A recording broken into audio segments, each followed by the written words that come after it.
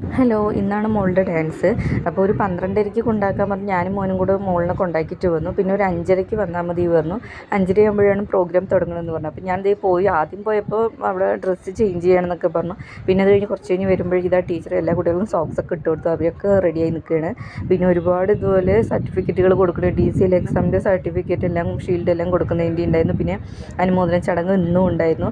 ഒരുപാട് പ്രസംഗവും കാര്യങ്ങളെല്ലാം ഉണ്ടായിരുന്നു. എന്നിട്ട് മോളുടെ പ്രോഗ്രാം തന്നിട്ട് ഒരു 6:30 തുടങ്ങുന്നതാണ് പറഞ്ഞത്. പക്ഷെ ഇത് തുടങ്ങുമ്പോൾ തന്നെ ഒരു 7-7:30 ഒരു സമയമായിട്ടുണ്ടായിരുന്നു തുടങ്ങാൻ. പിന്നെ ഈ ചേട്ടൻ്റെ ഒരു പാട്ടുണ്ടായിരുന്നു. ഇവരൊക്കെ ഓൾഡ് സ്റ്റുഡൻസ് ഉണ്ടായിരുന്നു. ഇവിടെ ഒരുപാട് ഓൾഡ് സ്റ്റുഡൻസ് ഉണ്ട്. ഈ ചേട്ടൻ്റെയൊക്കെ ഓൾഡ് സ്റ്റുഡൻസിൻ്റെ പാട്ടുകൾ ഉണ്ടായിരുന്നു. പിന്നെ പ്രസംഗം ഉണ്ടായിരുന്നു. പിന്നെ 80 വയസ്സിന് മേലെയുള്ളവരിന് ഇവിടെ പഠിച്ചവർക്കെല്ലാവരിനും അനുമോദനം ഉണ്ടായിരുന്നു.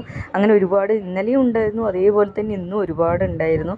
അപ്പോൾ അതിൻ്റേതായ ഒരുപാട് ലേറ്റ് ആയിട്ടുണ്ടായിരുന്നു. പിന്നെ അത് പോരാണ്ട് DCL എക്സാമിൻ്റെ സർട്ടിഫിക്കറ്റുകൾ കൊടുക്കലും ഒക്കെ ഉണ്ടായിരുന്നു. പിന്നെ അത് കഴിഞ്ഞ് കുറേ നേരം കഴിഞ്ഞപ്പോഴാണ് ഇതേ മോളുടെ പ്രോഗ്രാം തുടങ്ങി. അതിൻ്റെ ഇടയിൽ ഇതേ മോൻ ഉറങ്ങിയിട്ടുണ്ടായിരുന്നു. അപ്പോൾ ഞാൻ മോനെ വീട്ടിലേക്ക് കൊടുത്തു വിട്ടു. അപ്പോഴാണ് ഡാൻസ് കാണാൻ വേണ്ടി നിന്നിട്ടുണ്ടായിരുന്നത്. ഇതാണ് മോളുടെ ഡാൻസ്.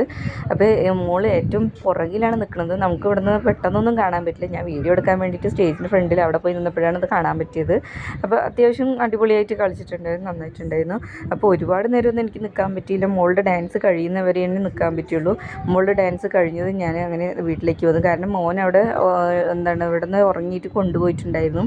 അപ്പോൾ മോൻ അവിടെ പോയിട്ട് ഇനി കരയുമോ എന്ന് പേടിച്ചിട്ട് ഞാനിത് കഴിഞ്ഞത് മോളിനെയും കൂട്ടിയിട്ട് നേരെ ഞങ്ങൾ വീട്ടിലേക്ക് പോയി.